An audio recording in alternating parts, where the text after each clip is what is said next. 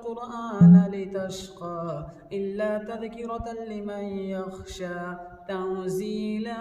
ممن خلق الأرض والسماوات العلى الرحمن على العرش استوى له ما في السماوات وما في الأرض وما بينهما وما تحت الثرى وإن تجهر بالقول فإنه يعلم السر وأخفى الله لا إله إلا هو له الأسماء